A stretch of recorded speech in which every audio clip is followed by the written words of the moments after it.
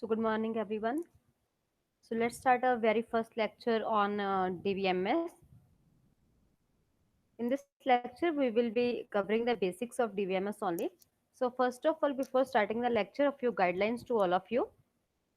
I request all the students to keep your mic turned off as this is a live interactive session. So, if any student has any query, you can write in the chat box.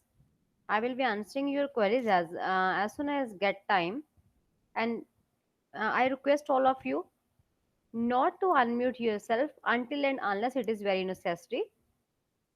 All the queries will be taken out at the end of the session.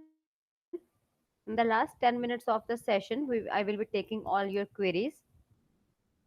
And if any student miss any of the topic during the lecture, or you get some internet connectivity issue, then you can get the recordings in the Google Classroom itself. I will be sharing this presentation with all of you also.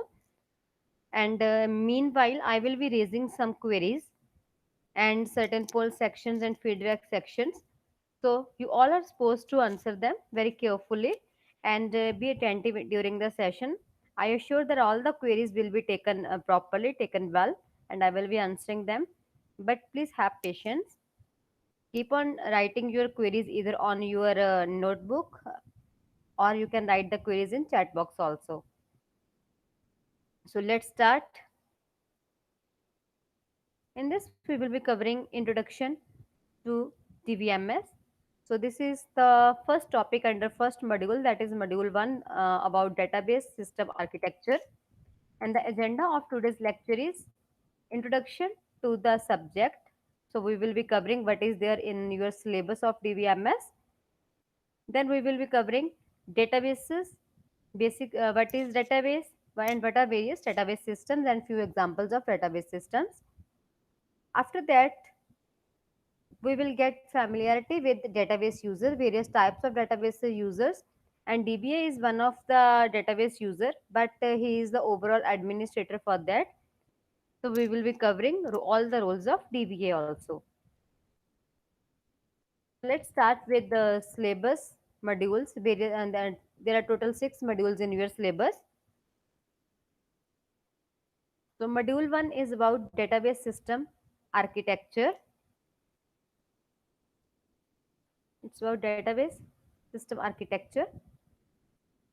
In this, we will be covering the basics of databases, database system architecture, data abstraction, data independence, data definition language, manipulation language, that is DML, data models, entity relationship model, network model, relational and object oriented data models, integrity constraints,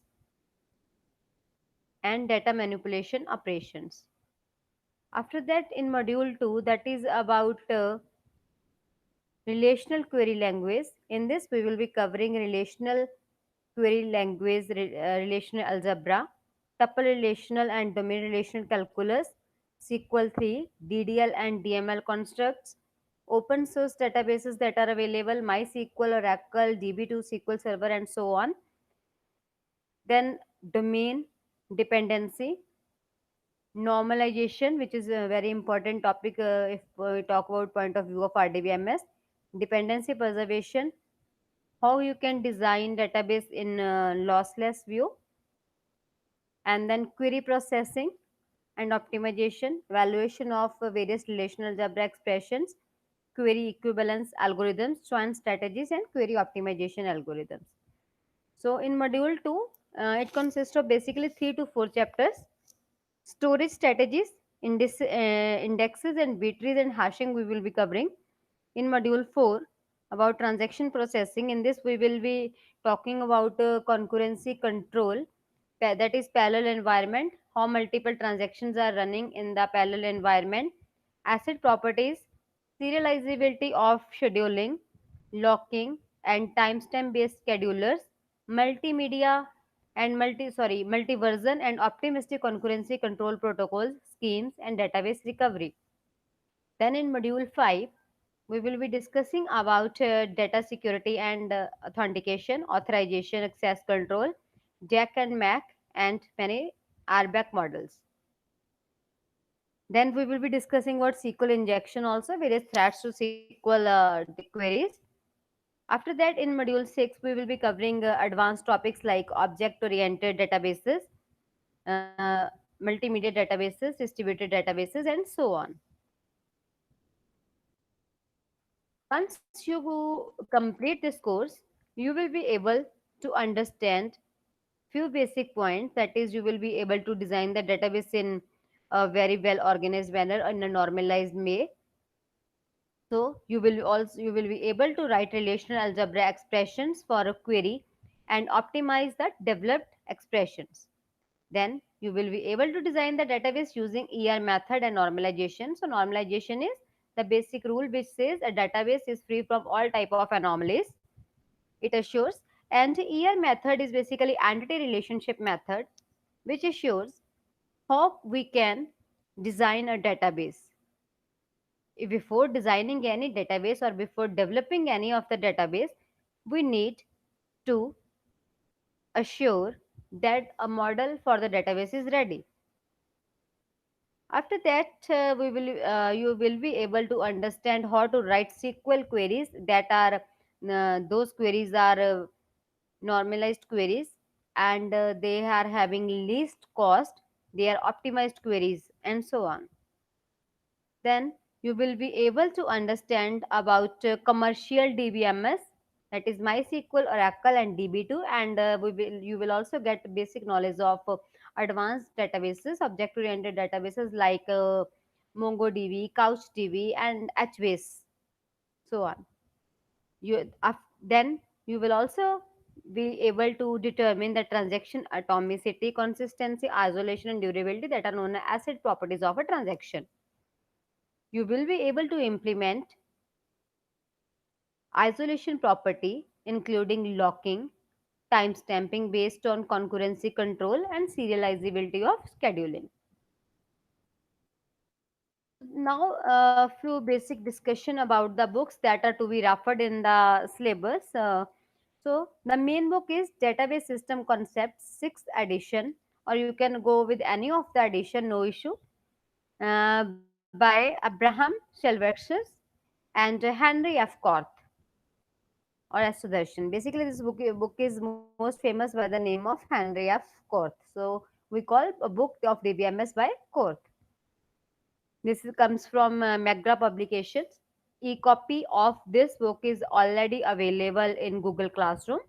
I have put the e-copy in Google Classroom. You can download it from there also. Then a few reference books. That is Principle of Database Knowledge Based Systems by Ullman, Computer Science Press. Then Fundamentals of Database Systems, 5th edition, or any edition you get, R. Almercy, Navathe, and Pearson Education. Then we have Foundation of Databases books, reprint by Search and Ricard Hall. So I suggest you to refer this book, Korth, and this book by Navathe, and one book that is by CJ Date. All those three books are available in Google Classroom. You can get e-copies from there also. Now let us play a quick game, that is, what comes to your mind when you hear about the term data. So this is simply a brainstorming activity. It's nothing else. It's simply brainstorming activity. So let's start with this brainstorming activity. Let's test your knowledge. So simply the question is, what comes to your mind when you hear the term data? So you can write your comments in the chat box. You can write your comments in the chat box also. At the same time, you can interact directly with the help of this screen. Just wait for a while. Open your browsers, any of the browser, Chrome, Mozilla, whatever browser you are using, and in that open the site jointd.com. When you open joinpd.com, you will be prompted to write a code. Enter the code, that is TTBFO. TTBFO. Please enter the code. I'm waiting for all of you to join.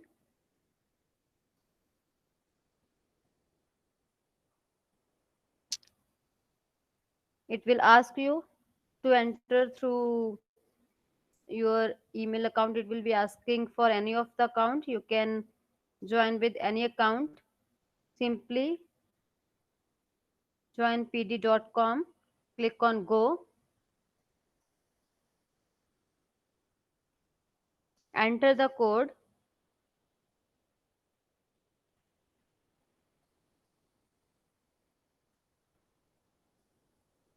If you are facing, I am able to see in chat box many students are facing the problem in joining due to internet issue. No problem. If any such problem occurs, then simply what you can do is write in the chat box. Whatever question appears on your screen, you can write in the chat box simply.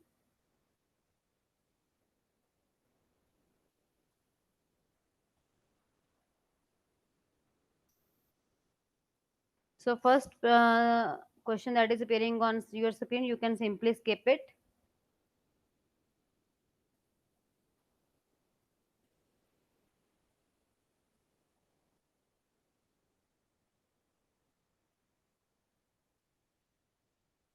So let us start. There will be a question that will appear on your screen now. Now it's prompting for answers from your side, which says, what come to your mind when you hear the term data?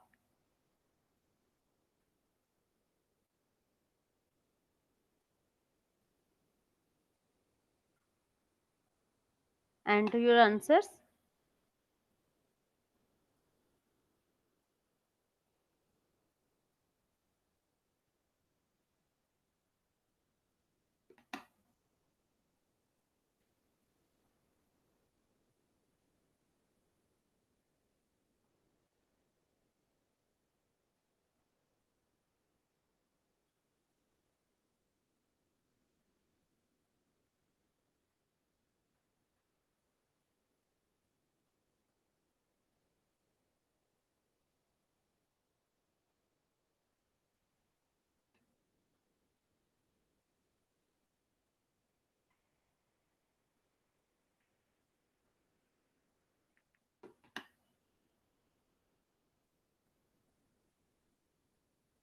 So let's see responses. Someone has written anything. Someone has written valid data. Few have written information. Some has written raw facts, and so on. Let me take few answers from chat box also. Some students are not able to connect with this, so I have got some answers in the chat box also. Someone has written collection of data, collection of raw facts, images, text, GPS data, all are acceptable terms. So I hope you enjoyed activity. This was just a brainstorming activity. I got a few responses from your side. So now let's see what actually data is. You already have enough knowledge about data. So let me add a few points. So we can say data is quantities, any information, graphs, measurement, observations of something, facts of something, numbers, anything. So these are the terms that have came from your answers only. So this is about data. But if we talk about data, data is not a smaller term. In today's scenario, we talk about data that is in large amount, and the data is known as big data. So if we talk about big data, it is huge amount of data. It is in petabytes or zettabytes or hexabytes of data. So simply it says the data that is beyond your limits, or that beyond the processing limits of some machine or human being, is known as big data. So in these days, we talk about big data. So data is collection of something, of raw facts from which we get information. Some students has written that information is data. Information is basically not data. We say meaningful or processed data is known as information. So information is a category that has been derived from data. So make sure whenever you talk about data and information, there is a basic difference. Now suppose I have written a term. I have simply written 25. You don't know what is that 25. It is simply a number. It is simply a number. Now, if I say age equal to 25, this becomes information. 25 alone was data, but if I write age equal to 25, it is information, which has been derived from the term that we got some collection, we got some meaningful data from the by processing it, by adding certain more constants to it, we get the meaningful information. So let us see what is a database. According to Oxford English Dictionary, a database is a set of information held in a computer. And as per Free Online Dictionary of Computing, it is simply one or more large structured sets of persistent data usually associated with software to update and query the data. And dictionary.com says a collection of data arranged for ease and speed of search and retrieval.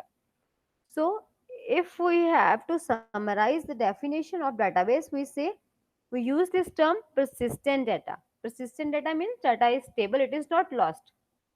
Because if the data is stored somewhere and whenever you need and that data is not accessible, then that data will become useless. So, what do we need to do? We need to store the data, we need to keep the backup of that data so that we can get good understanding of that data. And whenever we need the data, it should be accessible. So, that is basically what we call is persistent data. Fine.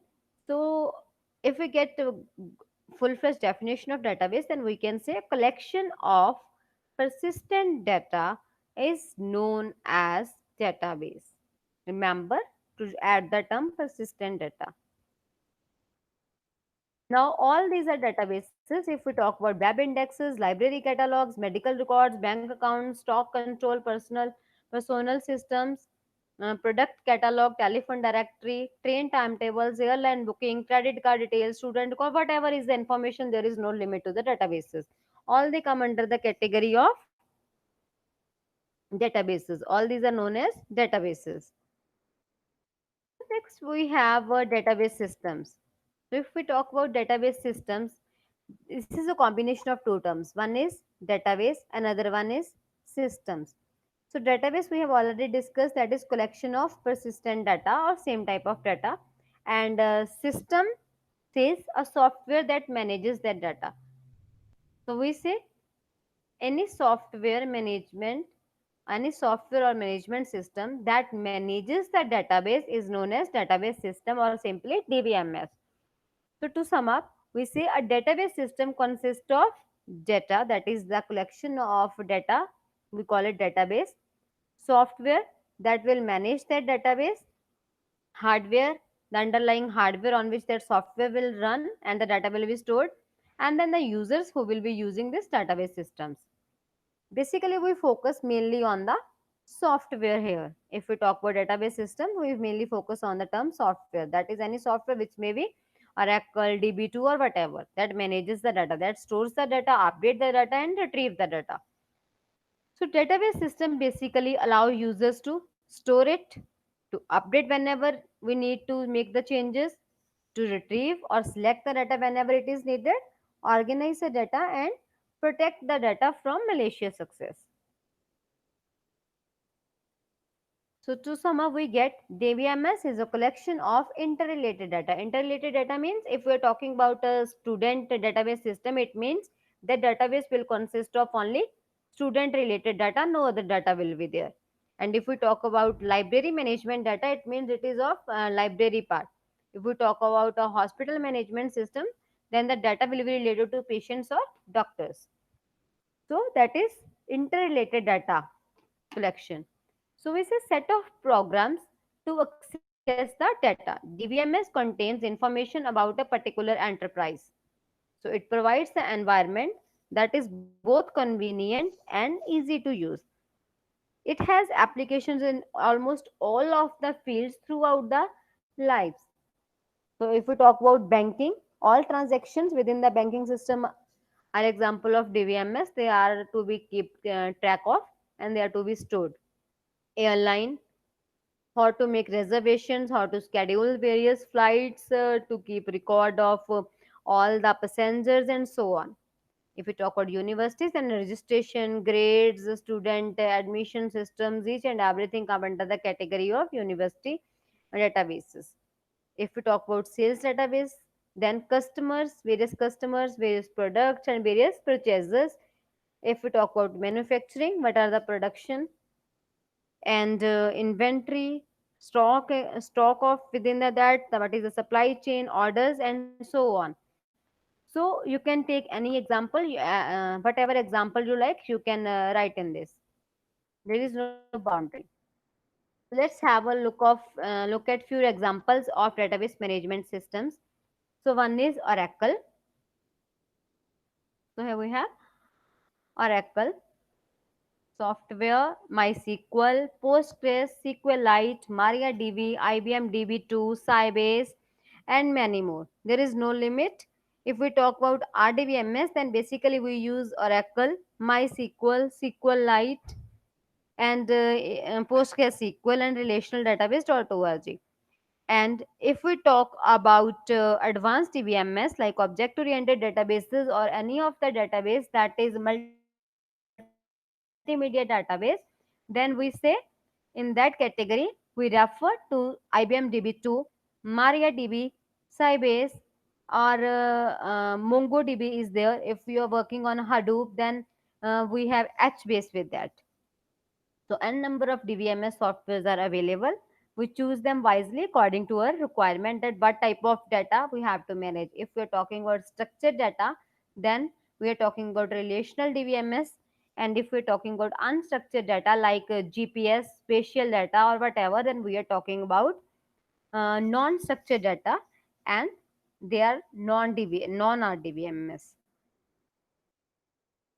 So again, there is a poll for all of you. Now the question that will appear on your screen says, drag the dot, whatever you are feeling in the session. So let's quickly go to it. So here comes the poll. Enter your responses. Have a look at your screens. The question appears on your screen. The questions are available on your screens, and please enter whatever you feel. Nothing is like that. It simply says you have just to drag the pointer. This pointer is appearing on your screen. Simply drag this pointer to the location. If you are getting bored, then please let me know. If you are feeling happy, then you can say keep going, I understand. And if you are confused, then you can point out the second option, that is I am a little confused, please solve my problem. If any of you needs any type of help, then simply go on with the third option, that is stop, I need help. So please, your feedback and interaction is very valuable for me. Please choose any of the option that you like. Your feedback is anonymous. Nobody will be going to judge you on this basis. Simply, it means that I will get a little bit understanding.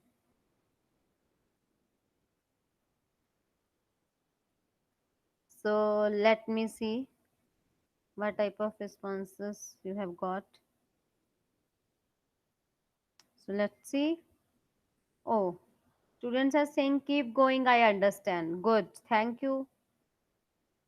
So let's continue. Next slide is about application programs, application programmers.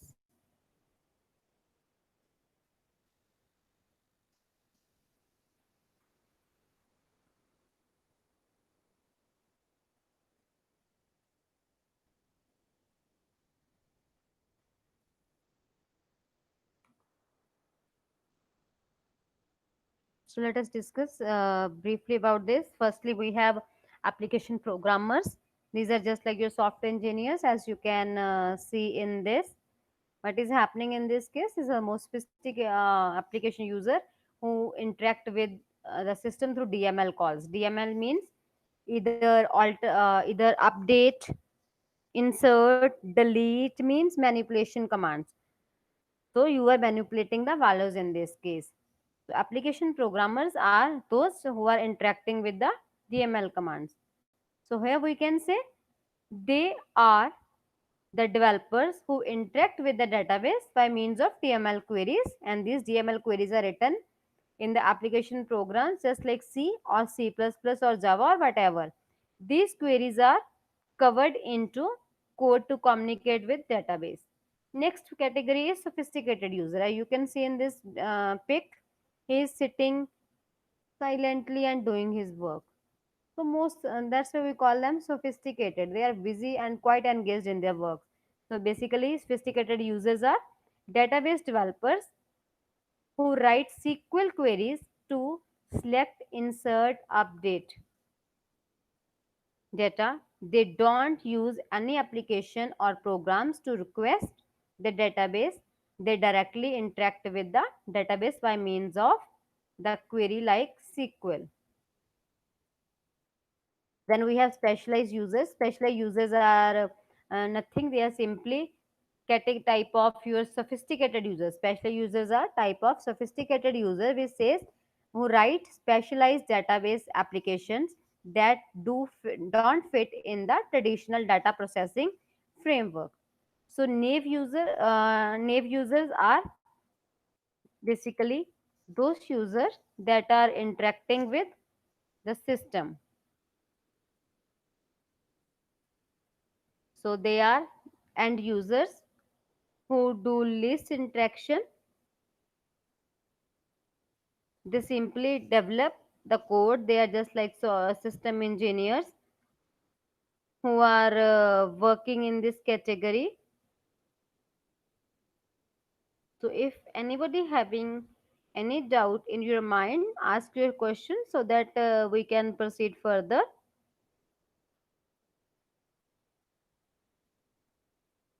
Yes, I'm getting some queries. Some are facing some connectivity issues. No problem.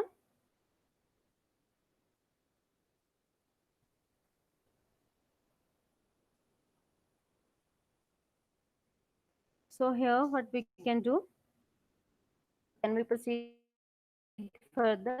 Reviewer basically internally they just enjoy, just like have a look at this person. What is he doing? He's saying, I need some changes. Upgradation is needed. They just simply says they are basically our stakeholders, our customers, our stakeholders who have paid to buy this software. Well, and they will be demanding many things from us. So they are basically naive users, the end users. And last but not least, we have database administrator. So it says coordinates all the activities of the database system. The database has a good understanding of the enterprise information, resources, and needs. So database administrator duties include schema definition, storage structure access definition, acting as a liaison with users, defining and security integrity checks, defining backup and recovery, monitoring performance, and schema and physical organization modification, and so on. So let us briefly discuss about them in detail. It says the DBA, firstly defining the schema. So the DBA simply defines a schema which contains the structure of data in application. The DBA determines but data needs to be present in the system and how this data has to be presented and organized.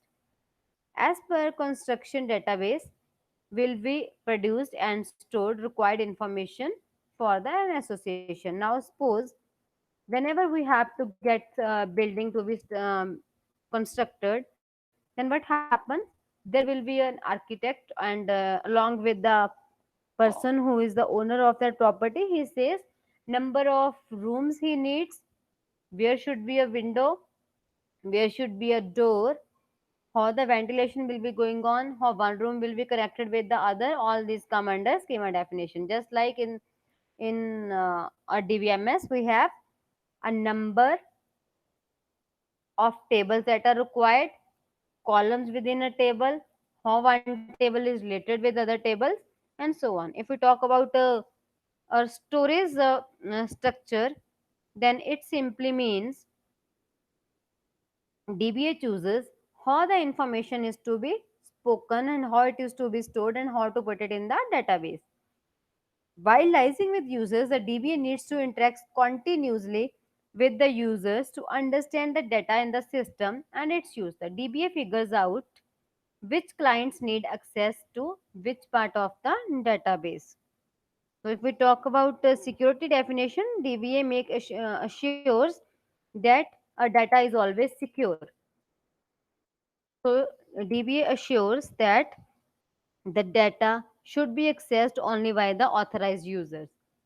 We can protect data from malicious accesses, from threats, from thefts.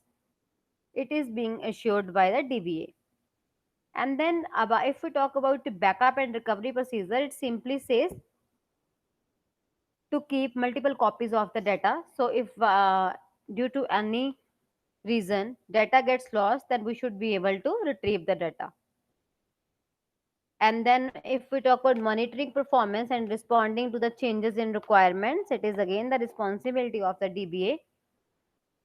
If there is any changes and they are that are expected in the physical scheme or organization, it should be done.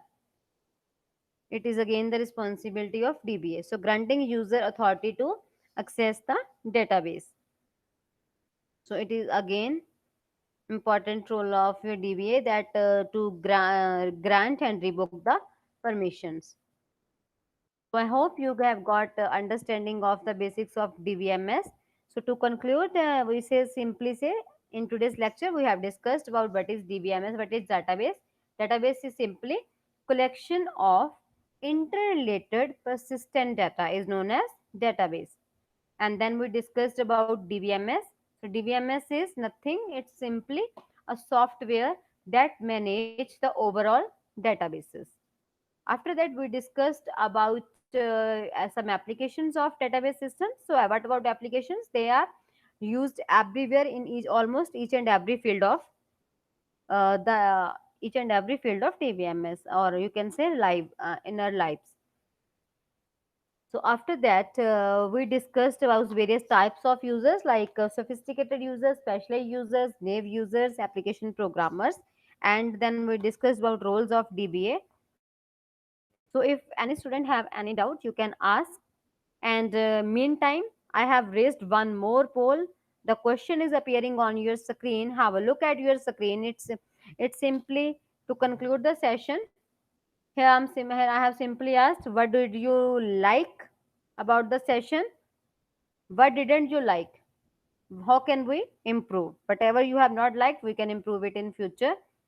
What was easy? What you found easy to understand in the lecture, and what was hard for you to understand? So here comes a point that can be repeated in the next lecture also. If you have any doubts, you can put them. What was hard, what you find difficult to understand, we can handle those queries in the next lecture. So while you are giving your feedback on this session, let me discuss about tomorrow's lecture.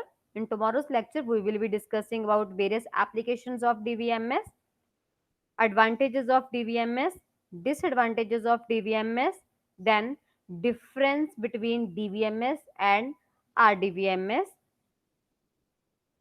And again, if in today's lecture, if you have any query, you can drop it in the comment discuss all those queries in tomorrow's session. So I hope most of you have responded to this feedback session. Within 1 to 2 minutes, I will be ending with this presentation. So I hope you have got good idea. So thank you all of you for being patient listener.